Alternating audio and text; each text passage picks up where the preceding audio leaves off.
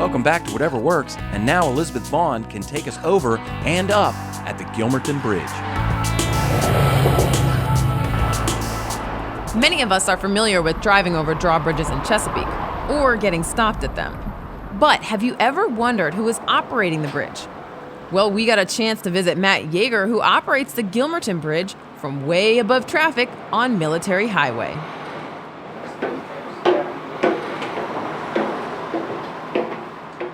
All right, Matt, you've got a ton of buttons, switches, and lights on this thing. Can you tell us a little bit about what it takes to lift the bridge? Sure. First thing we have to do is stop the traffic. These are our traffic light controls and our gate switches here. So this is all our traffic portion, and these are the indicator lights that tell us what status of the traffic lights are and whether the gates are up or down. Okay. And then from moving over there, we have the controls section for the bridge. This actually controls the span, raising it and lowering it. We can monitor what speed the bridge is operating at, whether we're in manual or automatic mode. Tell us about this orange thing down here. What does this do? This is our dead man switch. Anytime that the span is moving, we have to have our foot on that pedal for the bridge to go up and down. It's a safety feature for the bridge. Okay, so you have to be standing here. Yes. You know, there has to be somebody physically here to operate it. Exactly. That's good. So right here we have an indicator that tells us how high our span is. Right now the span is completely seated. At the closed position, we're at 35 feet above mean high water, which means that average high tide, we have 35 feet under the bridge. And how tall can it get? It can go up to 135 feet. The span actually raises 100 feet every time it goes up. The old bridge, we had about 11 feet. So this is a big improvement. Wow, yeah, a lot more space. You have 4 what looks like TVs here, but you're not watching soap operas up here. What are we showing here? No, those are closed circuit TVs. We have a total of 12 cameras displayed on 4 different monitors where we can monitor the roadway. When we're lowering our gates, we have a couple of monitors where we can watch the span to make sure no cars have stopped on the span. And then we have a couple of cameras also that we can look up and down river for approaching boats. So you've got 360 views up here, plus all 12 cameras. That helps a lot, I'm sure. We're more reliant on the cameras up here than we were with the old bridge. Because they're so high up? Because we're so high up, you have so much girder work, you have blind spots on the side of the building. Really more reliant on the cameras. Matt, I see a boat. It's coming. We gotta lift this bridge. All right, let's get ready and do an opening. Matt, how do they know to call you? Like, do they have your number? They all operate on channel 13. That's where all the bridges and locks in the area, they operate on Marine Radio channel 13. Bridge, this is 7 vessel Phoenix. Do you open on the hour or on demand? Over. Now, this is Gilmerton Bridge. We open on request. Bring it on up, we'll get started. Okay, just so we're clear, cars can't call the Gilmerton Bridge to request anything. It's the boaters who are calling to request, just so you get that. Get our traffic gates down first. Get our lights to red. Cars are slowing down. Lowering our warning gates. Lowering the barrier gates. These barrier gates, they lock into each other so they can stop a car. Oh, wow. In case a car... They form one little line?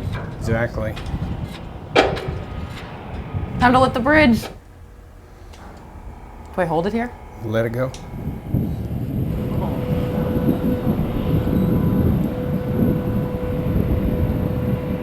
The Gilmerton is a 4-lane vertical lift span bridge. The massive 250-foot span rises straight up to accommodate maritime traffic on the southern branch of the Elizabeth River. The counterweights equal the weight of the span so that minimal power is necessary for each lift. After watching the action from inside the bridge house, we stepped outside for a closer look.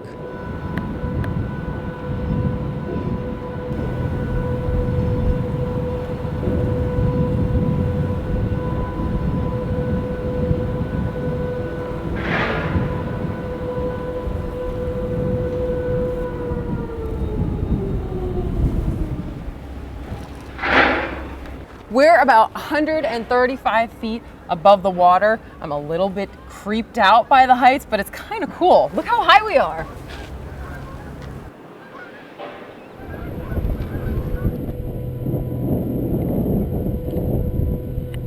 We are on arguably the largest elevator in the city of Chesapeake. So where I'm standing right now is where cars usually drive on. And I think that means we're gonna go down. So let's get ready for the ride down. Oh, wow. Man, what a view too.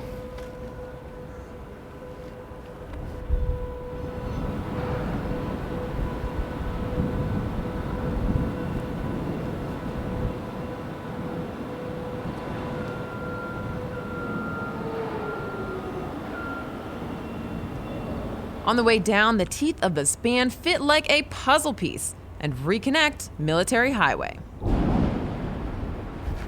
Okay, time to get off the road. All right, Matt, you guys track a lot of things other than just boats. Like I see tide, wind. Why does that kind of stuff matter for you? They can give us an idea what the tide is, whether the tide's coming in or going out, what the wind direction is. If I have a tug coming with a barge and the wind and the tide are at his back, I want to make sure that I open the bridge a little bit sooner because he's going to be coming on a little bit quicker. And his brakes aren't impressive, are they? No. This is a really cool job. You got awesome views, you got fun buttons to press. What do you like about this job? I'm really amazed at the amount of marine traffic commerce that goes up and down the river. We've got scrap metal barges, barges with soybean that move from one place to the other, all kinds of commerce. So there's a lot to see while you're up here. Oh, there are tons of stuff to see. Bridge lift schedules are actually set by the U.S. Coast Guard, not the city. The city works with the Coast Guard to create restricted periods, which limit the amount of openings during rush hours. During those restricted periods, bridges will only lift for commercial vessels that have a 2-hour reservation. They will always lift on demand for vessels carrying hazardous materials or for any boat that declares an emergency. Whether you are on a boat or in a car, if you travel through Chesapeake, you are likely to encounter a drawbridge where an operator, like Matt, is working to keep you moving and keep you safe. If you need more information on bridge lifts in the city, visit cityofchesapeake.net/publicworks. For Whatever Works, I'm Elizabeth Vaughn.